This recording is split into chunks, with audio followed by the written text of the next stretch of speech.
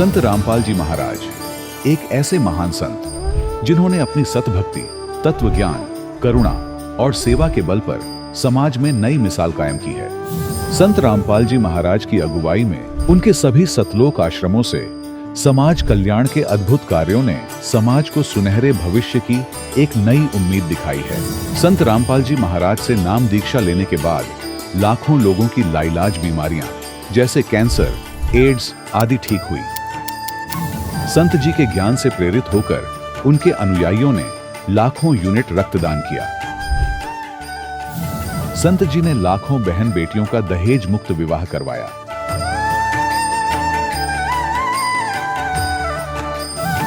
संत जी ने लाखों लोगों का नशा छुड़वाया, करोड़ों उजड़े परिवार बसे। संत जी के आश्रमों में समागम के दौरान निःशुल्क नेत्र चिकित्सा, दंत चिकित्सा प्रदान की जाती है। संत रामपाल जी महाराज द्वारा समय समय पर पर्यावरण संरक्षण के उद्देश्य से बड़े स्तर पर वृक्षारोपण किया जाता है। संत जी ने जरूरतमंदों को तत्काल राहत पहुंचाने के लिए एम्बुलेंस सेवा शुरू की। संत जी अपने अनुयायियों को देहदान के लिए प्रेरित करते हैं, जिससे मानवता की सेवा और चिकित्सा क्षेत्र में सुधार हो सके। संत रामपाल जी महाराज के सभी आश्रमों में हर रोज निःशुल्क भंडारा आयोजित किया जाता है, जहां हर वर्ग, हर जाति और हर धर्म के लोग एक साथ बैठकर भोजन करते हैं।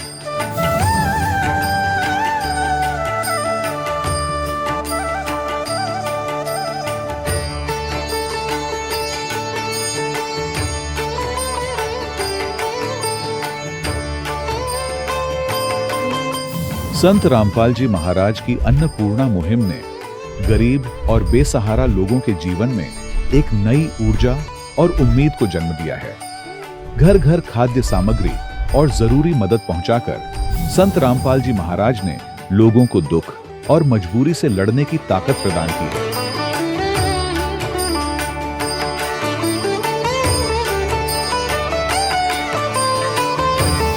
संत रामपाल जी महाराज द्वारा गरीब लोगों के लिए घर बनवाने का अद्भुत कार्य एक ऐसी मिसाल कायम कर रहा है जो सदियों सदियों संत जी की उदारता और दया भावना के तौर पर जाना जाएगा।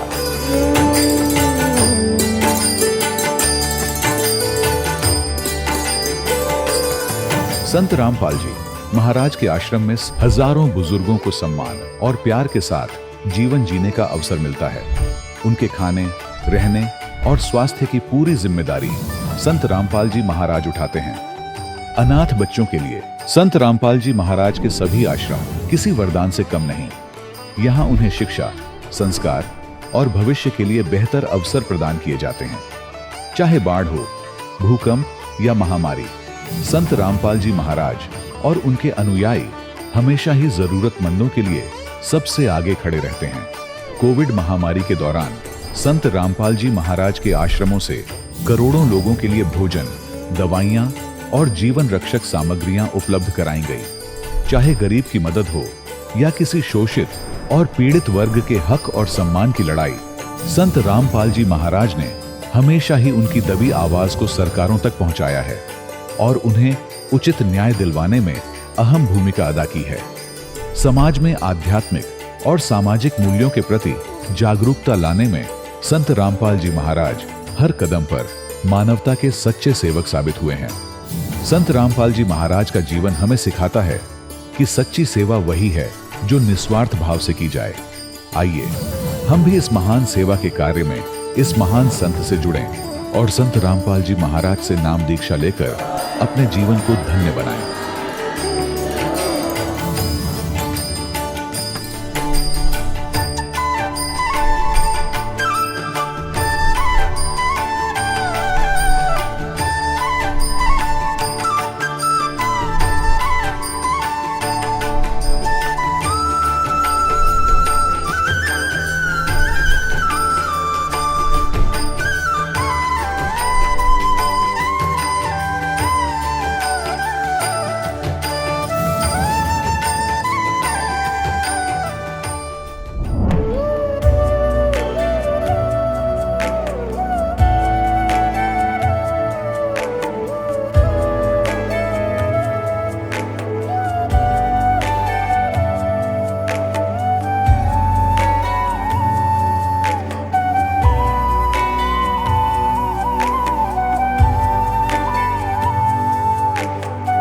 पूर्ण परमात्मा पाप कर्म दंड को भी काट सकता है। अभी तक जिस भी संत व महापुरुष से मिले, उन्होंने यही बताया कि पाप कर्म फल भोगने से ही समाप्त होगा। वो प्रभु कौन है जो पाप कर्म को काट देता है, वो काल के बंधन से छुड़वा देता है। उसका क्या नाम है, पूजा की विधि क्या है? कृपया अवश्य सुनिए जगत गुरु तत्वदर्शी संत रामपाल जी महाराज के अमृत वचन। सत साहिब दर्शकों, मनुष्य अपने जीवन में सुख और शांति की खोज में कभी मंदिरों, कभी देवी देवताओं, तो कभी गुरुद्वारों के चक्कर लगाता है। लेकिन जब इतना सब कुछ करने के बावजूद भी उसे मन की शांति नहीं मिलती, तो उसका विश्वास डगमगाना स्वाभाविक हो जाता है। दर्शकों, कुछ ऐसी ही कहानी थी राजस्थान के रहने वाले विनोद जी की। विनोद जी ने वर्षों तक ब्रह्मा, विष्णु और अन्य देवी देवताओं की भक्ति साधना की, लेकिन अफसोस विनोद जी को सभी जगह से निराशा ही हाथ लगी। लेकिन दर्शकों, आज विनोद जी का कहना है कि मेरा जीवन तब बदला जब मुझे संत रामपाल जी महाराज द्वारा लिखित पुस्तक ज्ञान गंगा मिली। दर्शकों, आखिर संत रामपाल जी महाराज ने ज्ञान गंगा पुस्तक में ऐसा क्या लिखा है कि जो भी इस पुस्तक को पढ़ता है वो संत रामपाल जी महाराज का ही हो जाता है और उसके जीवन के सारे कष्ट दूर हो जाते हैं। आखिर क्यों विनोद जी संत रामपाल जी महाराज को भगवान बता रहे हैं? आखिर इसके पीछे की सच्चाई क्या है? आइए सुनते हैं विनोद जी की कहानी, उन्हीं की जुबानी। सर नमस्कार। नमस्कार सर, क्या नाम है आपका? दास का विनोद दास नाम है जी। रामपुरा और अपरामसरा, तहसील टीवी, जिला हनुमानगढ़, रामपुरा और अपरामसरा। सर, संत रामपाल जी महाराज से नाम दीक्षा लेने से पहले आप क्या भक्ति साधनाएं करते थे? संत रामपाल जी महाराज जी से नाम दीक्षा लेने से पहले जब से मैं मतलब समझ में आया, मुझे भक्ति मार्ग का समझ आया थोड़ा, तो हनुमान जी, रामदेव जी, जो भी इष्ट देवता थे हमने एक भी नहीं छोड़ा था। और हनुमान जी तो हर साल पैदल तक जाता था, लेकिन हमारे कोई फायदा नहीं हुआ। हर उपवास, हर वास्तुशास्त्र के हिसाब से जो भी बताते वही करते थे। सर, उन पूजाओं के करने से आपको क्या लाभ मिला? मुझे कुछ नहीं लाभ मिला सर। भूख भी मरता था, लेकिन उपवास भी करता, नवरात्रा भी करता था। यहाँ तक कि साला सर जाता, यहाँ से भूखा जाता था, वहाँ जाके भी प्रण लेके जाता था भी, है बजरंगबली मेरी मनोकामना पूरी करना, लेकिन नहीं होती थी। सर, संत रामपाल जी महाराज की शरण में कैसे आए? तत्वदर्शी संत रामपाल जी महाराज जी की शरण में आने का यही मकसद था कि हमारे गांव का एक भगत राम स्वरूप दास, उनके यहाँ मैं दिहाड़ी पे गया हुआ था एक दिन, तो मैं उनको बोला था कि भगत जी, मैं बहुत दुखी हुआ हूँ, कोई मेरे को ऐसा रास्ता बताओ कि मेरा जीवन सफल हो जाए। मैं मतलब इतनी लत से, बुरी लत से, मतलब बीड़ी, सिगरेट, जर्दा, जो भी होता, दारू, मांस, सब मतलब मुझे लतें लगी हुई थी। उन्होंने बोला, यार तू ऐसा कर, हमारे गुरु तत्वदर्शी संत रामपाल जी महाराज की शरण में आ और तेरा उद्धार हो जाएगा। उद्धार कैसा हो जाएगा, मैं कैसे लूँ नाम? बोलो तू सत्संग सुन। जैसे मैंने सत्संग सुना तो मैंने उनको, जैसे उन्होंने बताया श्लोक, गुरु जी ने, तत्वदर्शी संत रामपाल जी महाराज ने जो भी श्लोक बताया गीता का, उनका मैंने अध्ययन किया। तो मैंने कुछ मतलब सोचा भी हाँ कुछ ना कुछ तो है। फिर उन्होंने मुझे दूसरे दिन उन्होंने ज्ञान गंगा दिया। ज्ञान गंगा का मैंने 68 पेज ही पढ़ा था। उससे मेरे इतनी मतलब तड़प हो गई नाम लेने की, पूछो ही ना, बस बहुत ज़्यादा तड़प हो गई। मैं जल्दी से जल्दी नाम लेना चाहता था। एक दिन एक भगत जी का नंबर था मेरे का, सालियावाला से, मैंने फ़ोन किया था उनको, भगत जी मेरे को नाम लेना है। तो उन्होंने बोला कि आ जाओ मेरे पास आ जाओ आप। 11 अगस्त 2015 को मैं वहाँ गया था। उन्होंने मेरे को बीकानेर से आके नाम दिलवाया था। सर, संत रामपाल जी महाराज से नाम उपदेश लेने के बाद आपको क्या क्या लाभ मिले?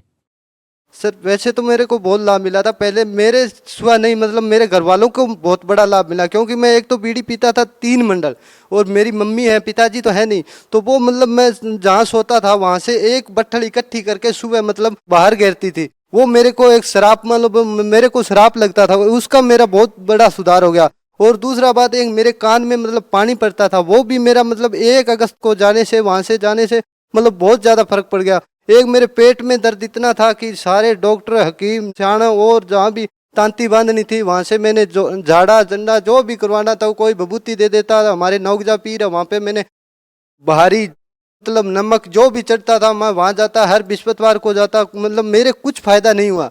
जब से मैंने नाम लिया तब से लेकर आज तक मेरा कोई पेट तो छोड़, मेरी मतलब कोई आँख में भी कुछ नहीं रखता। मैं आज सफल में जीवन व्यतीत करता हूँ। भगत समाज को आप क्या संदेश देना चाहते हैं? भगत समाज को मैं यही संदेश देना चाहता हूँ कि आप देरी ना करें और जल्दी से जल्दी तत्वदर्शी संत रामपाल जी महाराज जी के शरण में आए और अपना उद्धार कराएं, और इसी में आपकी भलाई है। सर, ऐसे बहुत सारे श्रद्धालु होंगे जो संत रामपाल जी महाराज से नाम दीक्षा लेना चाहते हैं। आखिर वो संत रामपाल जी महाराज से नाम दीक्षा कैसे ले सकते हैं?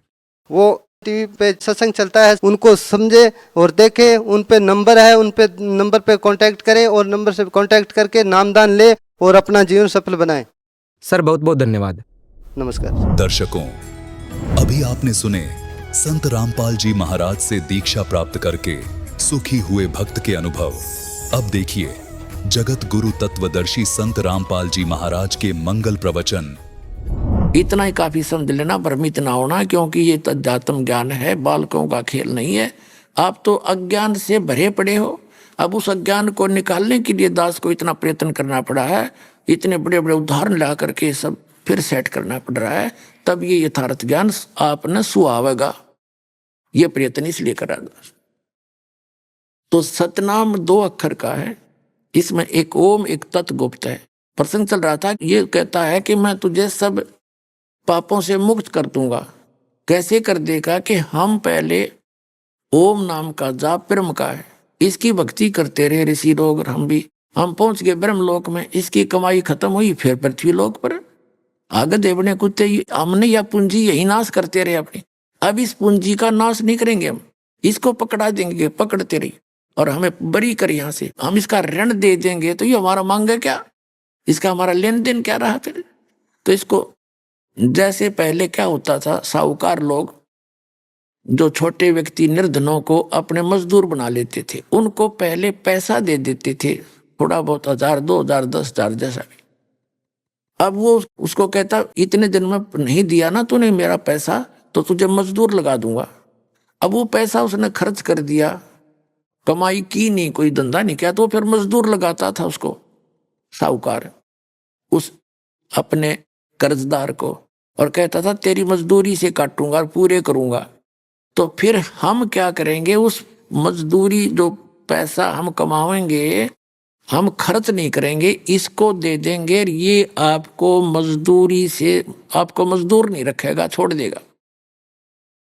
तो ये यहाँ कहता 18वें अध्याय के 66वें श्लोक में, सर्वधर्मान प्रीतज माम एकम शरणम व्रज अहम त्वा सर्व पापे व्यामोक्षामि मा शुच्य।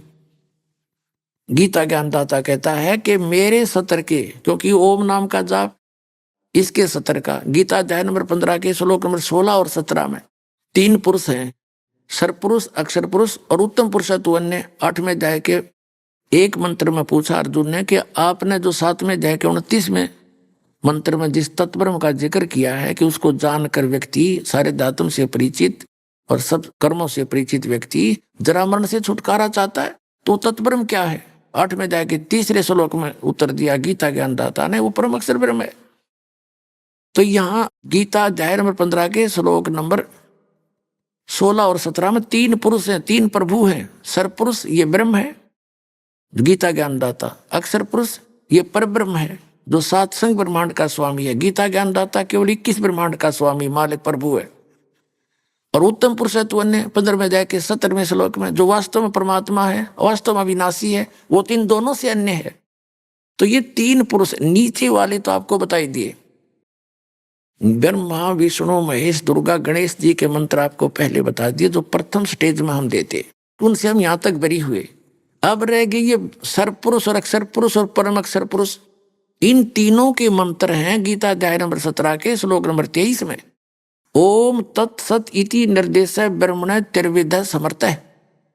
ब्रह्मण माने सच्चिदानंद घन ब्रह्म के, उस परम अक्षर ब्रह्म के, अल्लाहु अकबर के पाने के ये 3 मंत्र की साधना है, कमाई है। जैसे हमारा पूज्य जल है, जल प्राप्ति करनी है, जल है जमीन में, बता दिया।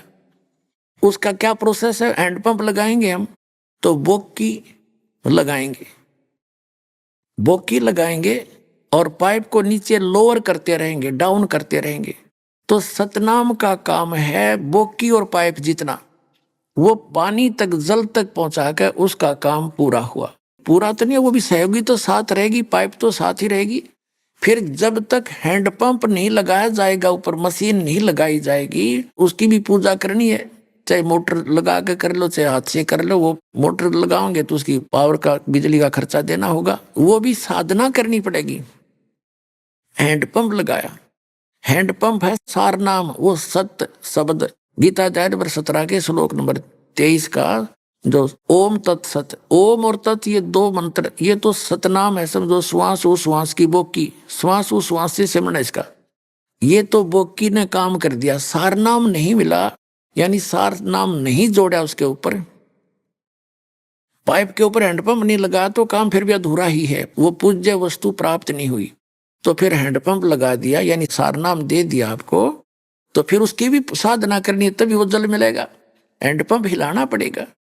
तो ये कंप्लीट कोर्स है, ये पूरी साधना उस परमात्मा के पाने की। 3 मंत्र का जो है उसकी त्रिकुटी से स्टार्ट होती, वहां की आगे राहत आपको। त्रिकुटी पर ओम नाम की कमाई हम ब्रह्म को दे देंगे, ये हमें बरी कर देगा कि जाओ।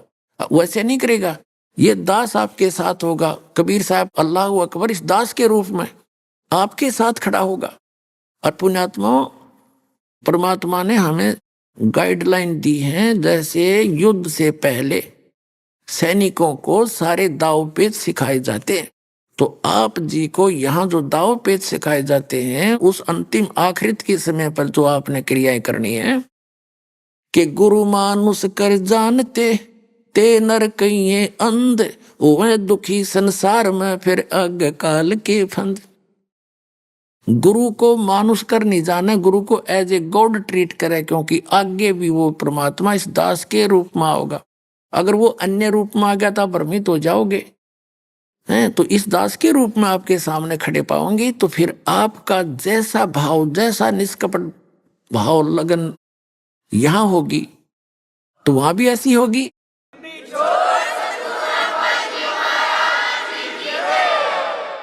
और एक गुरु जी भगवान नहीं होते, फिर भी आपने भगवान मानना पड़ेंगे। जैसे एक मैथमेटिक्स का एक ऋण का प्रश्न आता है, उसमें मानना पड़ता है, मान ले मूलधन 100 रुपये, वो 100 रुपये मूलधन नहीं होता। मूलधन तो करोड़ों में, अरबों में होता है, लेकिन वो करोड़ों और अरबों वाला मूलधन आपको तभी मिलेगा जब आप 100 रुपये मूलधन मान के उस प्रश्न को हल करोगे, अन्यथा मिले नहीं। तो इस दास को, रामपाल दास को आप जी एज ए नो समझ लो, ये गॉड नहीं है, लेकिन 100 रुपये मान के इसको गॉड मान के चलोगे तभी आपकी समस्या हल होगी, अन्यथा हो ही नहीं सकती। वो अरबों खरबों वाला मूलधन अर्थात वो परम अक्षर ब्रह्म आपको तभी मिल पाएगा। तो इसके लिए जब आप त्रिकुटी से आगे चलोगे, त्रिकुटी पे मिलेगा भगवान इस दास के रूप में। वह बहुत बड़ा मेला भरा होगा, बहुत बड़े नजारे होंगे, काल के दूत चारों तरफ, कोई नाच रहा है, कोई गा रहा है। आपने यहाँ से इसलिए साधा जाता है आपको कि इंद्र दा राज काग दा बेष्टा ना भोगा इंद्राणी नु। इंद्र का राज भी, स्वर्ग का देवताओं का राज भी काग की बीट समझ लेना हमने कतई नहीं चाहिए, तब आप वहां दास कोगे। और कितनी सुंदर औरत हो, कहते इंद्र की पटरानी भी क्यों ना हो, हमारे लिए वो धिक्कार है। क्योंकि वहां जाकर जो आपको वस्तु मिलेगी, यहाँ की वो नकली वस्तु है, यहाँ नाशवान है, वो अविनाशी है। आपको सारी वहां पर आपका ऐसा ही परिवार होगा, ऐसे आपके विवाह होंगे और सारा कुछ वहां ठाठ से रहोगे। फिर दूसरा मंत्र है सतनाम का, ये अक्षर पुरुष के लोग जो 7 सिंह ब्रह्मांड का क्षेत्र है उसको पार कराएगा, उसकी कमाई उसको किराया देंगे, उसका टैक्स है इतना लंबा चौड़ा, तब वो जाने देगा, नहीं तो नहीं जाने देगा। फिर जो तीसरा मंत्र सार नाम है, उसकी कमाई आपको सतलोक में प्रवेश कराएगी, इसलिए आपकी मुक्ति हो जाएगी। बोलो सतगुरुदेव।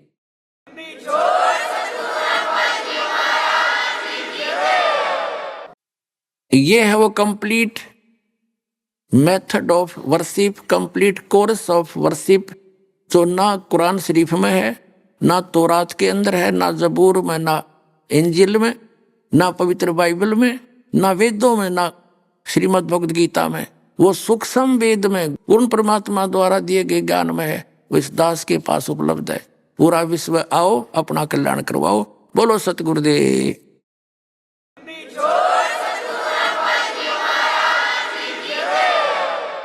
पुण्यात्माओं, मानव शरीर इस प्राणी को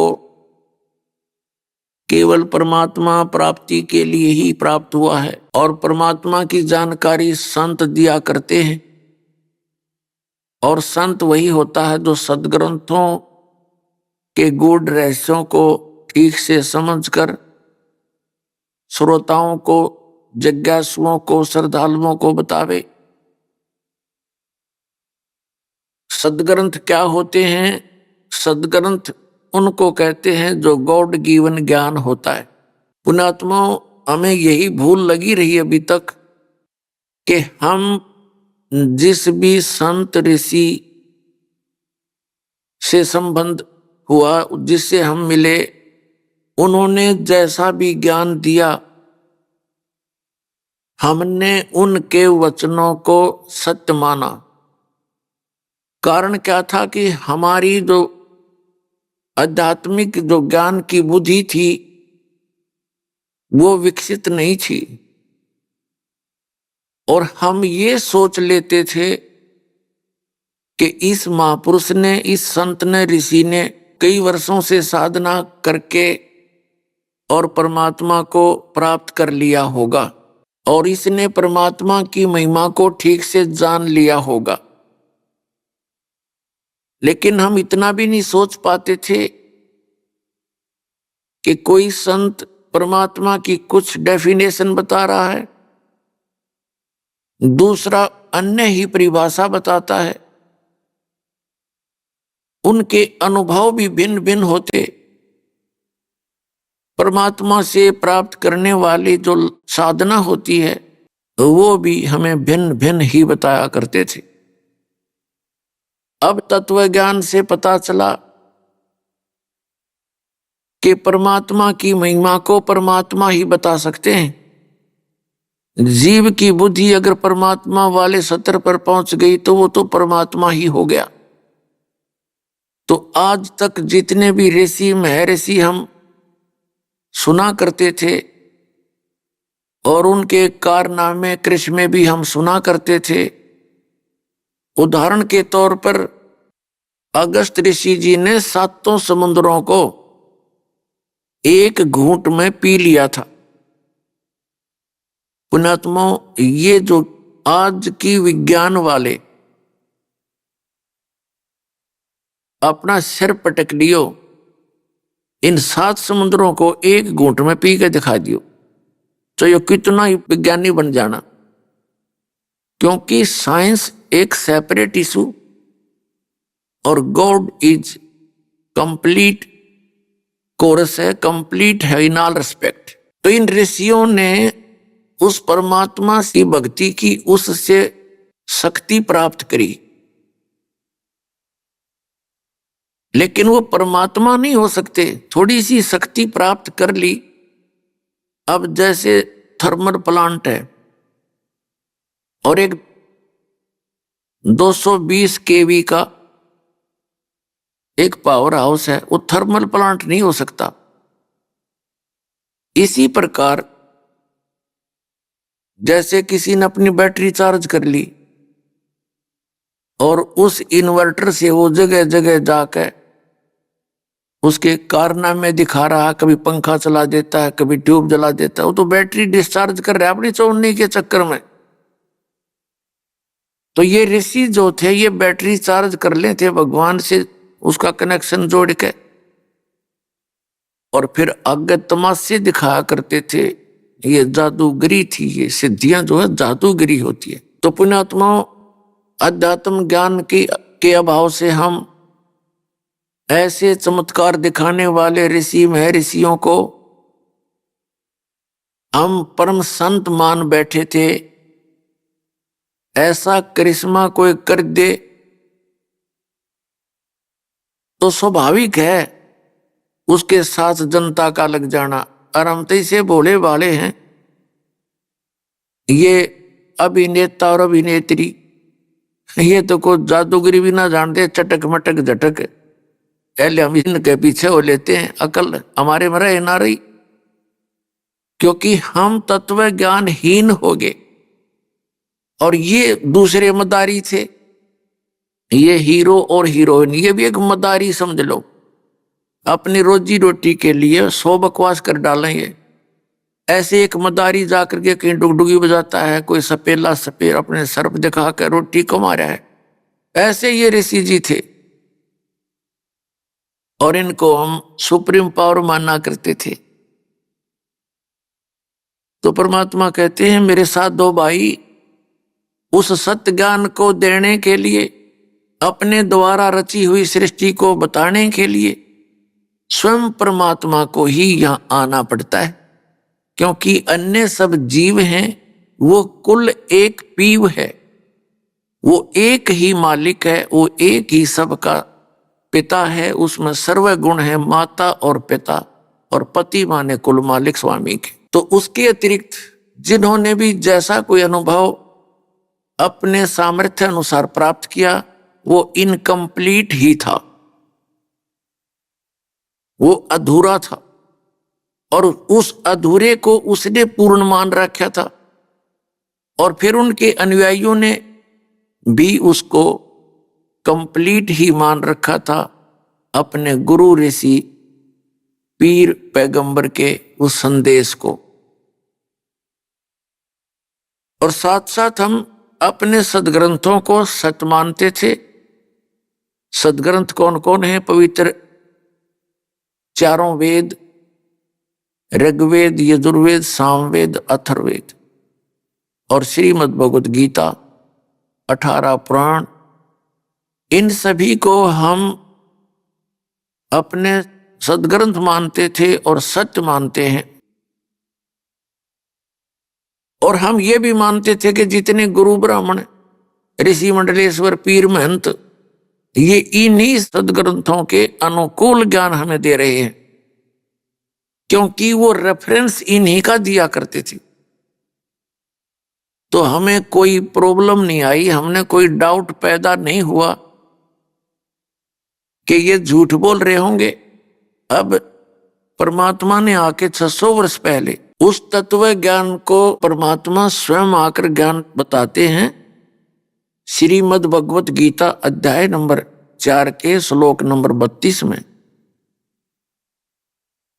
स्पष्ट किया है कि अर्जुन, जो तूने श्रीमद् भगवत गीता अध्याय नंबर 4 के श्लोक नंबर 25 से लेकर 30 तक जो ज्ञान सुना समझा कि जितने भी साधक हैं अपनी अपनी साधनाओं को करते हैं। जैसे कोई तो देवताओं की पूजा ही करता है, और कोई व्रत रखता है, कोई योग अभ्यास ही करता है, कोई स्वाध्याय करता है, और कोई हिक्षण यानी हिंसावादी व्रत रखता है, जैसे मुंह पर पट्टी बांध ली, नंगे पैरों फिरता है। और ये सभी अपनी अपनी साधनाओं को सत्य मानते हैं, पाप नाशक मानते हैं। फिर चौथे अध्याय के 32वें श्लोक में कहा कि इन यज्ञों की जानकारी, यज्ञ माने धार्मिक अनुष्ठानों की जानकारी विस्तार के साथ ब्रह्मण मुखे, यहां इन गीता अनुवादकों ने ज्ञान नहीं था, अनर्थ कर डाले। एक मूल पाठ के अंदर ब्रह्मण मुखे शब्द है, इन्होंने ब्रह्मण मुखे का अर्थ कर दिया वेद की वाणी, वेद की वाणी। अरे ब्रह्म का अर्थ वेद करें, अकल मारी जा रही इनकी। ब्रह्म तो परमात्मा का बोधक है, ब्रह्म। और जैसे हम देव कहें, अल्लाह कह लो, गॉड कहो, ब्रह्म तो गॉड है। और उस ब्रह्म का जो विधान है वह वेद है। जैसे राजा है, राजा का संविधान अलग से है जिसमें कुछ नियम होते हैं, राजा अलग है जो उसको मेंटेन करवाता है, उसको लागू करता है। तो ब्रह्मण मुखे का अर्थ है सच्चिदानंद घन ब्रह्म की वाणी, जो उस परमात्मा ने स्वयं अपने मुख कमल से बोली है। अब पुण्यात्माओं, या मेर करी है दाता ना आपके ऊपर कि ऐसे उपकरण बनवा दिए, घर बैठे अपने इन सदग्रंथों को देख सकते हैं और समझ सकते हैं, आसानी से निर्णय ले सकते हैं। पहले क्या करते थे, सब अपनी अपनी डफड़ी बजाया करते थे। 2 वक्ता बैठ जाते थे और अशिक्षित श्रोता होते थे और शिक्षित वो विद्वान ब्राह्मण गुरु ऋषि महर्षि होते थे, और वो सदग्रंथ दोनों के एक ही होते थे। और जिसने ज्यादा सपीडते और बिना डटे लगातार संस्कृत भाषा बोल दी, श्रोताओं ने ताली पीट दी, वो चाहे कितना अज्ञानी था वो विजयी सिद्ध हो जाता था। अब पुण्यात्मा वो रेफरेंस देते थे सदग्रंथों के और ज्ञान देते थे अपने घर के। वो रेफरेंस दिया करते थे सदग्रंथों का और ज्ञान दिया करते अपने घर का। अब जैसे श्री ब्रह्मा जी, श्री विष्णु जी और श्री शिव जी, इन्होंने हमारे को ये ऑलमाइटी बता रखे थे कि ये सर्वशक्तिमान है, इनके कोई माता पिता नहीं। श्री विष्णु जी और श्री शंकर जी के थे ये जन्म मृत्यु भी ना बताया करते, ब्रह्मा जी की मृत्यु बताते थे और फिर इसको स्वयं भू भी बताते थे कि अपने आप पैदा हो जाता है फिर दोबारा। तो पुण्यात्माओं ये नाम इन पुराणों का लेते थे, विष्णु पुराण, शिव पुराण और दुर्गा देवी पुराण, ब्रह्म पुराण। तो हम ये सोचा करते जब ये सदग्रंथों में से ही बता रहे हैं तो सारी सच्ची होंगी, पर इनकी थी सारी झूठी। ये 1 नंबर के झूठे थे। आचार्य शंकराचार्य और ये जितने मंडलेश्वर गुरु महंत हमारे हिंदू धर्म के थे, इनको अपने सदग्रंथों का कैख भी ज्ञान नहीं, आज तक भी ज्ञान नहीं इनको। तो पुण्यात्माओं मेर क्रिया आपके ऊपर भगवान ने आपको शिक्षित कर दिया, और अब ये असंग जन्म का झंझट आपका मिट जाएगा जब बिटवाना चाहोगे तो।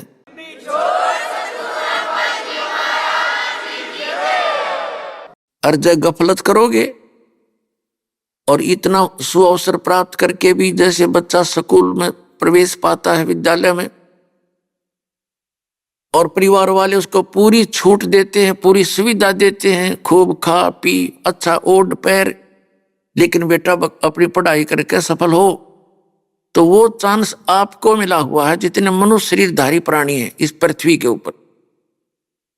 और जो उस समय को व्यर्थ खो देते हैं गफलत के अंदर, वो आजीवन मजदूर बनकर रहते हैं, और जो सफल हो जाते हैं वो सुख प्राप्त करते हैं, कारों में चलते हैं, पंखों के नीचे लेटते हैं। और जो गफलत कर जाते हैं विद्या के समय में, तो वो आप भी मजदूरी करते हैं, उनके बच्चे भी वहां मिट्टी के अंदर लेटे हुए होते।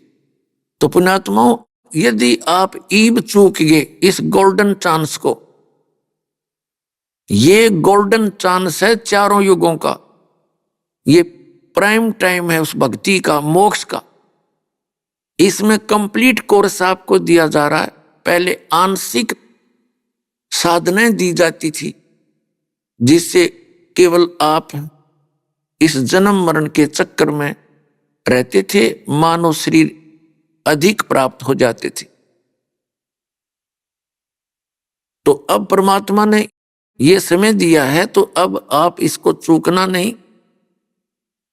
और अपना कल्याण करा लेना।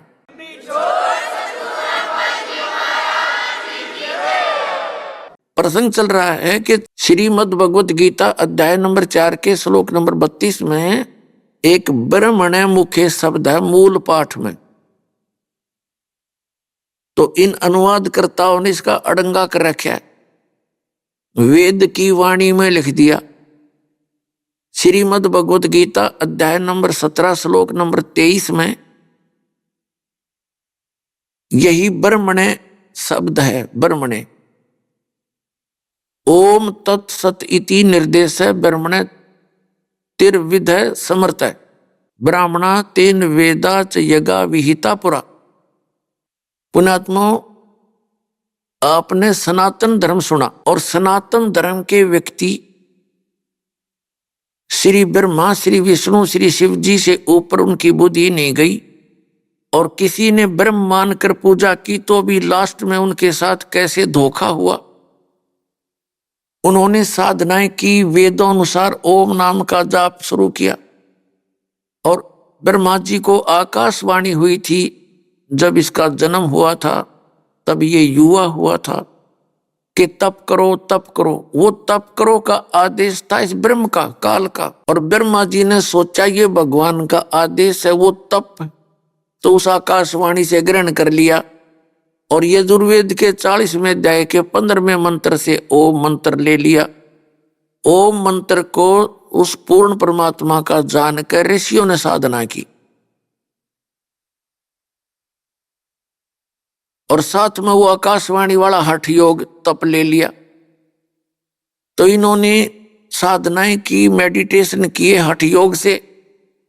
तो इस काल भगवान ने प्रतिज्ञा कर रखी है कि मैं अपने वास्तविक रूप में कभी किसी को दर्शन नहीं दूंगा। श्रीमद् भगवद गीता अध्याय नंबर 7 के श्लोक नंबर 24 और 25 में इसने स्पष्ट किया कि अर्जुन, मैं अपनी योग माया से छुपा रहता हूं, मैं कभी किसी के समक्ष नहीं आता। ये मेरा अनुत्तम अव्यय यानी अटल घटिया नियम है। और ये मूर्ख लोग मुझ अव्यक्तिम व्यक्तिम आपनम मनन्ते अबुधे, ये बेबुद्धि के लोग मुझे कृष्ण मान रहे होंगे। मैं कृष्ण नहीं हूं, मैं तो छुपा रहता हूं। चौथे अध्याय के श्लोक नंबर 5 और 9 में ये कहता, अर्जुन तेरे मेरे बहुत जन्म हो चुके, मेरे जन्म और कर्म अलौकिक है। अलौकिक कर्म ये इस प्रकार है, श्री कृष्ण में बोल रहा है। और आज तक ये ऋषि महर्षि आचार्य शंकराचार्य हमारे धर्मगुरु, ये मंडलेश्वर ऋषि महंत, ये कख नहीं समझ सके। ये कृष्ण जी बोल रहा था। अर्जुन कहता है कि हे महानुभाव आप कौन हैं? श्री कृष्ण तो अर्जुन के साले थे, क्या रिश्तेदार को पहचानना भूल गया हो? वास्तव में वो इसी बूंदी शकल देखकर डर गया, सचमुच किया था कोई और बला है, कृष्ण नहीं है। तो कहने का भाव ये है पुण्यात्माओं कि ऋषियों ने हठ योग किए, मेडिटेशन किए, और इसने प्रतिज्ञा कर रखी है मैं अपने, इसका ओरिजिनल रूप वो है जो गीता जी में 11वें अध्याय के 10 और 11 अध्याय में लिखा है।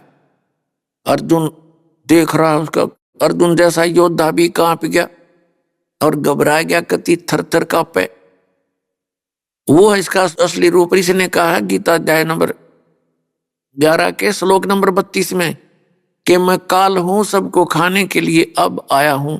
गीता अध्याय नंबर 11 के श्लोक 47-48 में इसने कंसेप्ट क्लियर कर दिया कि अर्जुन ये मेरा वास्तविक रूप है। इसको आज से पहले तेरे अतिरिक्त किसी ने नहीं देखा और आगे भी कोई नहीं देख सकता, ना वेदों वर्णित विधि से, ना तप से, ना जप से, ना किसी क्रियाओं से।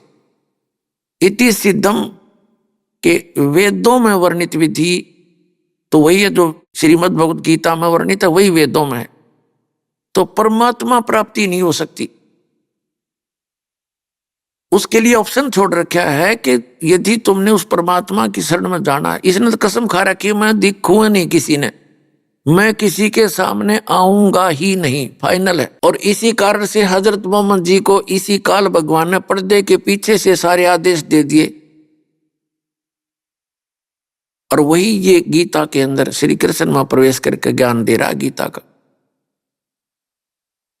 तो इन्होंने जब साधनाएं की तो इस काल भगवान ने किसी को तो ब्रह्मा जी के रूप में दर्शन दे दिए। तो उस ऋषि ने ये सोच लिया कि ये ब्रह्मा जी जो हैं ये कंप्लीट गॉड हैं, ये छुपा रहे अपने आप को। हर ब्रह्मा जी को पता भी नहीं वो कौन आया था। ऐसे किसी को विष्णु जी के रूप में दर्शन दे दिए समाधि में, किसी को शंकर भगवान के रूप में दर्शन दे दिए समाधि में, किसी को दुर्गा के रूप में। तो जिस ऋषि ने समाधि दशा में विष्णु जी के रूप में दर्शन किए उसने इस सतोगुण विष्णु को कंप्लीट गॉड बता दिया, डंडोरा पीट दिया, अपनी गवाही दे दी। किसी ने ब्रह्मा जी के रूप में दर्शन हुए तो उसने ब्रह्मा जी को कंप्लीट गॉड बता दिया। जिसको शंकर जी के रूप में काल ने दर्शन दिए तो उन्होंने श्री शंकर भगवान को कंप्लीट गॉड बता दिया। अजन्मा, अविनाशी, सर्वशक्तिमान, और जिसको देवी के रूप में दर्शन दे गया उसने देवी की महिमा गानी शुरू करती। तो ये भूल भुलैया न्यों पड़ रही थी। कबीर साहब कहते हैं, नौमन सूत उलझिया ऋषि रहे जखमार, और सतगुरु ऐसा सुलझा दे उलझे ना दूजी बार। अब ऐसा सुलझा देगा ये दास, इस कलयुग में नहीं उड़ जाएगा ये अध्यात्म ज्ञान। भक्ति कोई करियो चाहे ना करियो।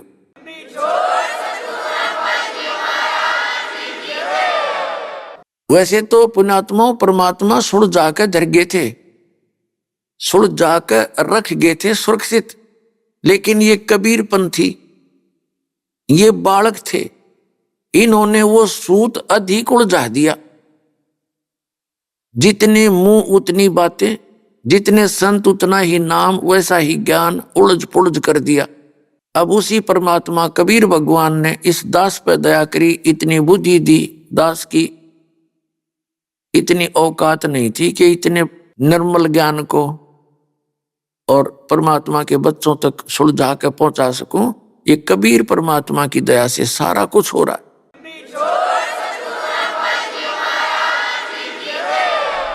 अभी आपने सुने संत रामपाल जी महाराज के मंगल प्रवचन। आइए अब सुनते हैं संत रामपाल जी महाराज से नाम दीक्षा लेकर सतभक्ति करके अद्भुत लाभ प्राप्त करने वाले अनुयायी के विचार। दर्शकों, सोचिए, यदि कोई मनुष्य अपने जीवन में कठिन तपस्या करता हो और धार्मिक अनुष्ठानों में लीन रहता हो, वह व्रत उपवास करता हो, तीर्थ यात्राएं करता हो और विभिन्न देवी देवताओं की आराधना में अपना समय और श्रम समर्पित करता हो, लेकिन फिर भी उसके जीवन में न उसे आत्मिक शांति मिले और न ही सच्चे सुख की अनुभूति हो, तो फिर आखिर में वह मानसिक रूप से परेशान हो जाता है। दर्शकों, आज हम आपको ऐसी ही एक कहानी सुनाने जा रहे हैं जो महाराष्ट्र की रहने वाली रंजना दासी जी की है। रंजना जी ने बचपन से ही भक्ति में रुचि ली और मंदिरों, आश्रमों में जाकर साधनाएं भी की, लेकिन इतनी भक्ति साधना करने के बाद भी इनका जीवन कठिनाइयों से भरा रहा। लेकिन दर्शकों, आज रंजना जी का कहना है कि जब से मैंने संत रामपाल जी महाराज से नाम दीक्षा ली है, तब से मेरा जीवन पूर्णतः बदल गया है। मेरी व मेरे परिवार की 22 सालों से चल रही प्रेत बाधा की समस्या भी दूर हो गई है और अब मैं शास्त्रों के अनुसार भक्ति कर रही हूँ तथा अब मैं और मेरा परिवार सच्चे सुख की प्राप्ति कर रहा है। दर्शकों, आखिर ऐसा क्या हुआ जो रंजना जी ने अपने धर्म में बताई गई भक्ति साधना को शास्त्र विरुद्ध बताया और संत रामपाल जी महाराज द्वारा बताई गई साधना को शास्त्रों के अनुसार बताया है? आखिर इसके पीछे की सच्चाई क्या है? आइए सुनते हैं रंजना जी की कहानी, उन्हीं की जुबानी। जी नमस्कार। नमस्कार। क्या नाम है जी आपका? रंजना पुसतकर। रंजना जी कहाँ से हैं आप? मैं नागपुर, महाराष्ट्र से। रंजना जी, संत रामपाल जी महाराज जी से नाम दीक्षा लेने से पहले आप क्या भक्ति साधना करते थे? मैं जो हिंदू धर्म के अंदर देवी देवताओं की भक्ति करते हैं वो सारी कुछ करती थी। उसके अलावा संतोषी माते का व्रत रखती थी 16 शुक्रवार वाला। और हमारे महाराष्ट्र के अंदर शेगांव के इसमें संत गजानन महाराज है, उनकी मैं भक्ति अपने तन मन धन से करती थी। उनकी बावन्नी किए बगैर मैं सोती नहीं थी और उनकी बावन्नी करे बगैर मैं, यानी जगने के बाद सबसे पहले उनकी बावन्नी करके ही दिन की शुरुआत होती थी मेरी। और शिव जी की पूजा करती थी, श्रावण महीने में उनको बेल चढ़ाना। ये नवरात्र के दिन में दुर्गा देवी की भक्ति करती थी और बाकी सारे ये तीज त्यौहार जो भी आते थे वो सारे कुछ मैं करती थी। रंजना जी, जैसा कि आपने बताया कि हिंदू धर्म में जो पारंपरिक पूजाएं हैं वो सभी प्रकार की पूजाएं आप कर रहे थे, तो फिर हम आपसे ये जानना चाहेंगे कि जब आप ये सभी प्रकार की पूजा कर ही रहे थे तो फिर आपको संत रामपाल जी महाराज जी के शरण में जाने की क्या जरूरत आन पड़ी? जी, भगवान का दिया हुआ सब कुछ था, पर मुझे मानसिक शांति नहीं थी, क्योंकि हमारे घर में 22 साल से पुरानी प्रेत बाधा थी मेरे पति को। वो प्रेत बाधा पूरे परिवार को यानी बहुत सताती थी। उनको खुद को भी उसकी तकलीफ़ होती थी और हम लोगों को भी वो तकलीफ़ देते थे। तो ये सब होने के बाद भी अगर मानसिक शांति नहीं है तो ये भौतिक लाभ का मैं क्या करूं? ये पैसे है, जो भी कुछ है भौतिक लाभ, इसका मैं क्या करूं? तो इसके लिए मैं भटकती थी कि शांति कहाँ पे है, सुख नाम की चीज़ जो चिर शांति बोलते हैं वो कहाँ मिलेंगी, ऐसा मैं ढूंढ ही रही थी। तो एक दिन हमारे यहाँ एक आंटी आई, तो उन्होंने मेरी पूजा पाठ भक्ति देख के उन्होंने बताया कि आप इतनी भक्ति करते हो पर आपने गुरु धारण नहीं कर रखा, तो गुरु बगैर तो भक्ति सफल नहीं है, ऐसा उनका कहना था। मैं बोली ठीक है, गुरु भी करेंगे। तो गुरु हमारे मेरे पति जो है 2012 में संत राजेश्वराचार्य करके है अमरावती ज़िले में, तो उनके यहाँ आया जाया करते थे। ये मुझे बताते थे कि वो ऐसे संत है, वो ऐसी समाधि लगाते हैं, समाधि 4-4 घंटे तक की उनकी समाधि चलती है, ना वो पलके झपकते हैं ना हाथ पैर हिलाते हैं, बताते थे मुझे, पर मुझे यानी विश्वास नहीं था। फिर एक दिन ये मुझे लेके गए, फिर मैंने भी उनकी देखी, वो सट्टे के ये नंबर बताते थे, किसी के साथ अनहोनी जो होने वाली थी वो पहले ही बताते थे कि ऐसा ऐसा होने वाला है, किसी का कुछ ऐसा उन्होंने किया था। तो फिर मैं 2013 में उनके शरण में गई, उनसे नाम दीक्षा ली और उनसे भक्ति करी। भक्ति करने के बाद बोलते हैं कि गुरु को या जो भी अपन भक्ति करते हैं तो दान सबसे अहम है, तो मैंने वहाँ पे दान भी दिया। वहाँ पे 4 एकड़ ज़मीन मैंने दान में दी, फिर भी मुझे जो लाभ चाहिए था वो लाभ मिला नहीं। ना मेरे बेटे की तकलीफ़ दूर हुई, ना मेरे पति की तकलीफ़ दूर हुई। वो भक्ति करते करते फिर 2013 में ऐसा ये हुआ कि उनके साथ एक्सीडेंट हो गया। एक्सीडेंट में वो ड्राइवर एक साइड गिरे और वो झाड़ियों में जाके वो स्वयं गिरे, तो उनको टीचर्स लगे, कुछ समय वो बेहोश रहे। जब मुझे पता चला कि स्वामी जी की ऐसी हालत हो गई, तब मुझे याद आया कि स्वामी जी बोलते थे कि आप अभी मत निकलो। जब हम निकलते थे आश्रम से तो बोलते थे कि अभी मत निकलो, थोड़ी देर बाद जाना, अभी समय अच्छा नहीं है। तो वो हमें बताते थे कि समय अच्छा नहीं है, फिर उनको क्यों नहीं पता चला कि उनका समय सही नहीं है अभी। तो ये सब मैंने यानी पता चलने के बाद मैं बोली अपन तो गुरु के सहारे इतना कुछ ये करते हैं कि सारा गुरु संभालेंगे, और गुरु की अगर ये हालत है तो शिष्य की क्या हालत होंगी। फिर मैं टीवी देखते देखते संत रामपाल जी का सत्संग देखा। सत्संग में संत रामपाल जी बता रहे थे कि पूर्ण गुरु की पहचान क्या है, पूर्ण गुरु कौन सी भक्ति देते हैं, पूर्ण गुरु से की हुई भक्ति से क्या लाभ मिलते हैं, ये उस दिन बता रहे थे गुरुजी। तो मैंने वो सत्संग 1 महीने तक के देखा। फिर सत्संग देखने के बाद मैं अपना बेटा, बेटी और मेरे पति तीनों को बताया कि अपन जो भक्ति कर रहे हैं वो भक्ति मार्ग अपना सही नहीं है, करके अपने को सुख नहीं मिल रहे। तो मेरा बेटा 10 साल का था, तो 10 साल का बेटा मेरा बोलने लगा कि हाँ माँ ये सही होगा, तभी तो दुख है। 10 साल के बेटे को क्या समझ में आता है, पर वो अपनी ज़ुबान से बोला कि हाँ मम्मी ये सही है, अपनी भक्ति जो है वो गलत हो सकती है, करके ही दुख विश्व में है, ये उसने बोला। फिर बाद में हमने 1 जनवरी 2016 को मैं, मेरे दोनों बेटे और मेरे पति चारों ने नामदान लिया। रंजना जी, जैसे कि आपने बताया कि आपने संत रामपाल जी महाराज जी से नाम दीक्षा ली, तो हम आपसे ये जानना चाहेंगे कि जब आपने संत रामपाल जी महाराज जी से नाम दीक्षा ली, आपके जीवन की जो प्रॉब्लम थी, जो समस्याएं आपको थी, क्या नाम दीक्षा लेने के बाद उन समस्याओं से आपको छुटकारा मिला? मुझे दोनों जो तकलीफ थी, मैं मानसिक भी परेशान थी और बेटे की वजह से वो शारीरिक परेशानी भी उसको थी। ये दोनों परेशानी से मैं पहले प्रथम नाम जब मैंने लिया तो 4 महीने के अंदर मेरे बेटी की जो तकलीफ थी वो बिना गोली, बिना इंजेक्शन, बिना ऑपरेशन की दूर हुई।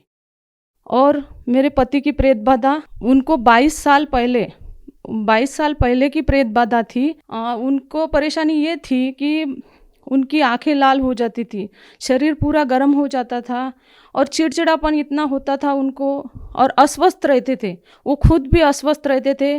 और निगेटिविटी इतनी थी उनके अंदर कि हर चीज़ को लेके वो निगेटिव बोला करते थे, निगेटिव ही उनकी थिंकिंग रहती थी। यहाँ मत जाओ, ऐसा हो जाएगा, वहाँ मत जाओ, यानी एक्सीडेंट, ये वो, यानी बहुत सी यानी उनको परेशानी, यानी वो भी खुद रियलाइज़ ये करते थे और हमको भी बताते थे कि वहाँ मत जाओ, यहाँ मत जाओ, ऐसा मत करो, वैसा मत करो। तो ये सारी चीज़ों से मुझे राहत मिली। और संत रामपाल जी की शरण में आने के बाद मुझे आर्थिक लाभ हुआ। आर्थिक लाभ, मेरे पति बिल्डरशिप का बिजनेस है उनका, वो पार्टनरशिप में करते थे बिजनेस, तो उनका पार्टनर उनके 3.5 करोड़ रुपए लेके चला गया। बाद में मेरे पति के पास कोई चारा नहीं था, पर मैंने उनको राहत दी कि अपन पूर्ण संत के शरण में हैं, समर्थ के शरण में रहने के बाद अपने को सोचने की ज़रूरत नहीं गिरेगी। फिर गुरुजी ने, संत रामपाल जी ने ऐसी दया करी कि 2 साल पहले मेरे पति ने 10 एकड़ में, कोरोना काल में 10 एकड़ में लेआउट डलवाया। तो भगत जी वो लेआउट जब डलवाया तो बोल रहे थे कि अपन इसका इनॉग्रेशन करेंगे, ऐसे ऐसे लोगों को बुलाएंगे, तब जाके अपना लेआउट ये होगा, बुक होगा। मैं बोली नहीं, ऐसा नहीं करेंगे, ऐसा गुरुजी मना करते हैं। तो वो 10 एकड़ का लेआउट ऐसे यूं ही घर बैठे फ़ोन पे 10 एकड़ का लेआउट बुक हुआ। तो उससे 3 करोड़ तो वो पार्टनर लेके गया, तो कई गुना ज़्यादा पर संत रामपाल जी ने मुझे उसमें लाभ दिया, 10 एकड़ वाले लेआउट में ये लाभ हुआ। उसके बाद जब से मेरी शादी हुई थी तब से हम खेती देख रहे थे।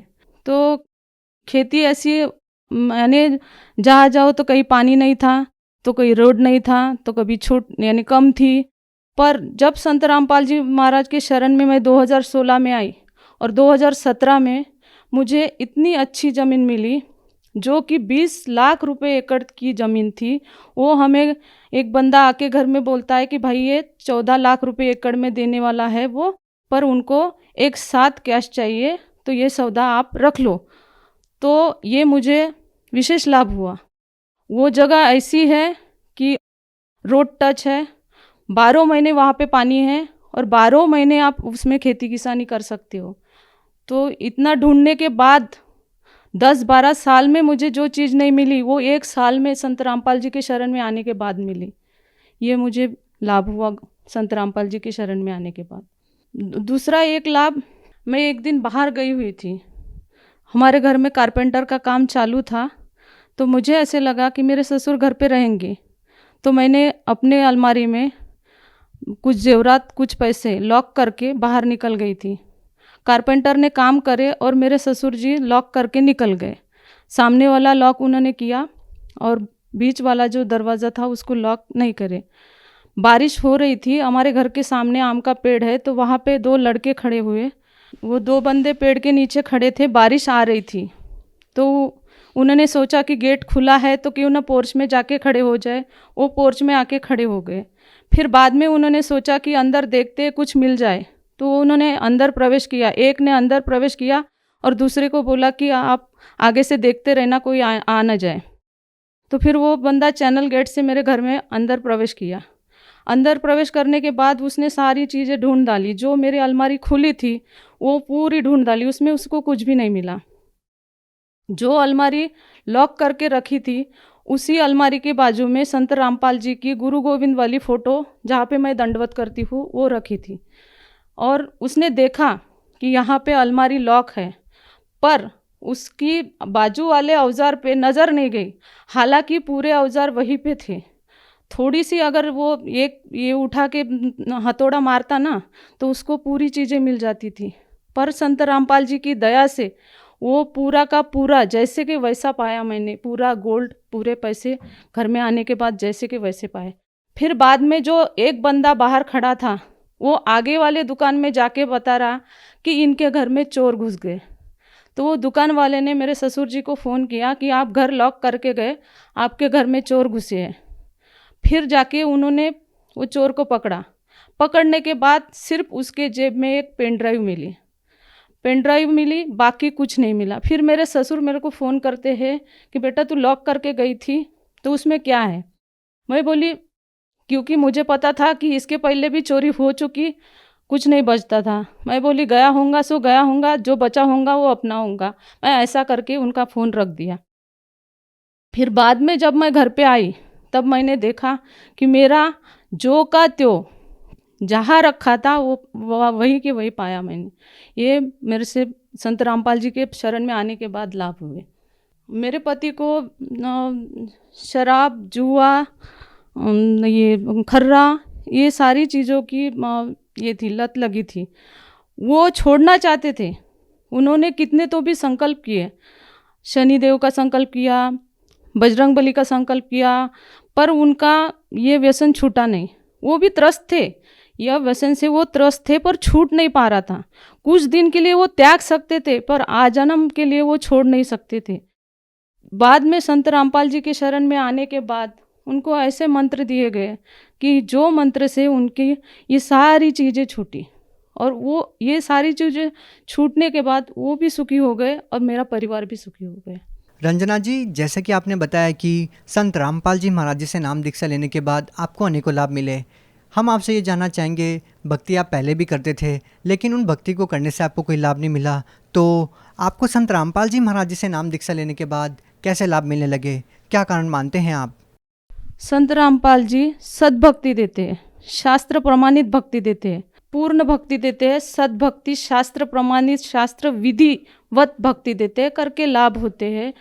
बाकी संत ये भक्ति नहीं बताते। पहले जो गुरु बनाए थे मैंने, वो शास्त्र विधि त्याग कर मनमाना आचरण बता रहे थे, जो कि गीता जी में सख्त मना कर रखा है। शास्त्र विधि त्याग कर जो मनमाना आचरण करते हैं, ना तो उनकी भक्ति सफल होती है, ना उन्हें कोई सुख मिलते हैं। तो ये वो भक्ति बताते थे जो शास्त्र विरुद्ध है, और संत रामपाल जी शास्त्र संगत भक्ति बताते हैं, इसलिए हमें ये लाभ मिले। रंजना जी, संत रामपाल जी महाराज जी के बारे में ये कहा जाता है कि वो देव देवताओं की भक्ति छुड़वाते हैं। क्या संत रामपाल जी महाराज देव देवताओं की भक्ति छुड़वाते हैं? जी नहीं, संत रामपाल जी महाराज शास्त्र संगत भक्ति बताते हैं। जो शास्त्र में बताई भक्ति है वो करवाते हैं। पहले जो भक्ति करती थी वो शास्त्र विधि के अनुसार नहीं थी, वो विरुद्ध थी। इसलिए संत रामपाल जी देवी देवताओं को नहीं छुड़वा रहे, उनकी सही तरीके से भक्ति बता रहे हैं। आप भक्त समाज को क्या संदेश देना चाहते हैं? मैं भगत समाज को संदेश देने लायक तो मैं हूँ नहीं, संत रामपाल जी ही इतना बड़ा संदेश दे रहे हैं, तो उनकी बातों को सुनिए, वो कहना क्या चाहते हैं। आज से पहले अपने पूर्वज जो थे वो अशिक्षित थे, पर आज अपन पढ़े लिखे हैं। पढ़े लिखे होने के बाद अपना कर्तव्य बनता है कि अपना धर्म जो है, अपना धर्म का जो शास्त्र है क्या बता रहा है, कौन सी भक्ति बता रहा है, मनुष्य जन्म का क्या चीज़ के लिए मिला है। 84 लाख भुगतने के बाद इंसान को इंसान का चोला मिलता है, तो वो क्या चीज़ के लिए मिला है। तो ये चोला मिला, और ऊपर से आप शिक्षित हो और सदग्रंथ आपके घर में रखे हुए हैं, तो वो खोलो और उसमें देखो कि विधि क्या है। मैं शुरू से पारंपरिक भक्ति करती थी, तीनों देवी देवताओं की भक्ति करती थी, संतोषी माता का व्रत करती थी, गजानन महाराज का उपवास, व्रत, तप, सारा कुछ करती थी। पोथी पढ़े बगैर मेरा गुरुवार का दिन नहीं जाता था। ये सारा करने के बाद भी मैं दुखी थी। हालांकि परमात्मा का दिया हुआ सब कुछ था मेरे घर में, पर मैं अंतरात्मा से सुखी नहीं थी। पर संत रामपाल जी के शरण में आने के बाद आज मैं आंतरिक भी सुखी हूँ, बाह्य रूप से भी सुखी हूँ, और सारे कोई लाभ मुझे संत रामपाल जी के शरण में आने के बाद, उनकी सद्भक्ति करने के बाद मुझे मिले हैं। तो मेरा कहना यही है कि आप इनके शरण में आओ, इनसे नाम दीक्षा लो और अपना मनुष्य जन्म का कल्याण कराओ। जो व्यक्ति संत रामपाल जी महाराज जी से नाम दीक्षा लेना चाहते हैं, वो उनसे नाम दीक्षा कैसे प्राप्त कर सकते हैं? संत रामपाल जी के सत्संग चलते हैं, अनेकों चैनलों पे उनके सत्संग चलते हैं। उनके नीचे पट्टी चलती है, उस पर फ़ोन नंबर डिस्प्ले होते हैं। वो फ़ोन नंबर पे आप फ़ोन करके पूछोगे तो अपने ज़िले के अंदर नामदान स्थल है, वो नामदान स्थल का पता आपको मिलेगा। वहाँ से आप निःशुल्क नाम दीक्षा ले सकते हो। ऑनलाइन, अगर आपको ऑनलाइन से अगर गुरुजी का ज्ञान सुनना है तो ट्विटर, यूट्यूब, फेसबुक, इस पे जाके भी आप उनका सत्संग सुन सकते हो।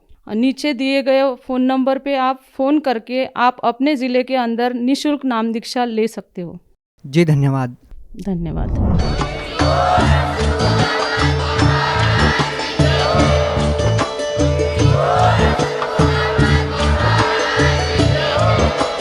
आप सुन रहे थे जगत गुरु तत्वदर्शी संत रामपाल जी महाराज जी के मंगल प्रवचन। अधिक जानकारी के लिए विजिट कीजिए हमारी वेबसाइट www.jagatgururampalji.org। संत रामपाल जी महाराज जी के शुभ आशीर्वाद से पूरे विश्व भर में 500 से भी ज्यादा नाम दीक्षा केंद्र हैं, जिन पर संत रामपाल जी महाराज जी द्वारा ऑनलाइन निशुल्क नाम दीक्षा दी जा रही है। अपने नजदीकी नाम दीक्षा केंद्र का पता करने के लिए संपर्क करें 8222880541।